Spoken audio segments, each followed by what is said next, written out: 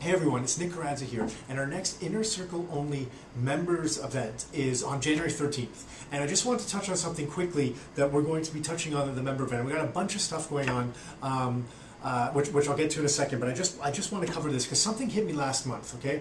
And in December, there were some headlines released about the inflation rate, how the inflation rate has spiked, and maybe it's at 1.8% or hovering around 2%. It's the highest in years or something. I don't know what the media feeds us, right? So I'm like, you know what? I got to look into something. So I printed off a bunch of charts that I want to show you. This is the U.S. inflation rate that they're being told, okay?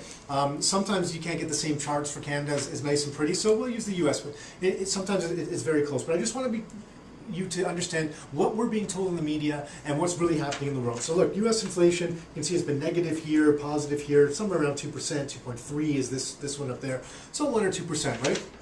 That's what we're being told over the last 2 years. Over the last 2 years, when people and governments and media were talking about deflation, how the price of everything are dropping, and it's a big concern, deflation. We got to print all this money because there's deflation happening, right? Well, let's look at some charts over the last 2 years. And some of these prices have been volatile. So before this, they may have been higher, then they came down, or they're all over the place, which you'll see from the graphs. But we're just talking about the last 2 years that the media, the government's been telling us, oh my God, deflation is a big concern. We've really got to be, printing out some money, right? Look at cocoa, okay? Cocoa, 2,200 to 2,800, right? That's way more than 2%, year over year that's happening in inflation, okay? That's more than that. That's like 25% over 2 years. This one is cotton, from 40 to 210, or 120, comes back down, maybe it's 110. You know what, let's say it comes all the way back down to 80. That's 4 times the price in 2 years. Sounds bigger than 2% to me. Wheat, 550, 575. Look, it's hovering around 700 now. A little bit bigger than what we're being told, right?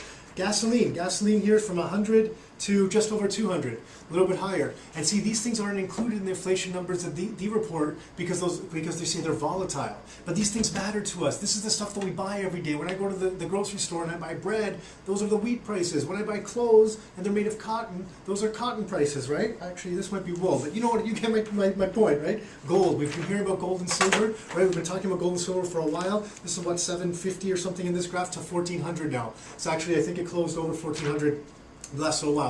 All these graphs are December 08 to December 2010. What about housing prices, right? We're in real estate. What about housing? Well, aluminum's gone up, right? So if we look to make anything with aluminum's gone up from about 0.8 to 1. That's about 25% as well over the couple of years. Copper, well, we definitely use copper. Copper prices, look at the graph there, they've shot up as well. Oil, we got to get the supplies there, so we got to use gas and oil to get them there, right? 40 to just over 80. So you can see what's happening. The inflation numbers that we're being told don't give the full picture of what's really happening. And see, in today's economy, things have changed. Because before we were like a silo. The countries were more silo-like, and it just really impacted what was going on here. But now, what's happening in Europe, and what's happening in China, and the US, and India, and Australia, and all these places directly impact not just Canada, not just Ontario, not just the city you live in, but the streets you're on. Every little thing is way more connected than it used to be because of the financial systems, the way they're tied together. And this is the type of stuff that we love to dive behind at the member events. And this is the type of stuff that changes business and real estate investing for us and for everyone. The world has changed. There is a new set of fundamentals that we need to understand, and this is the type of stuff that we dive into.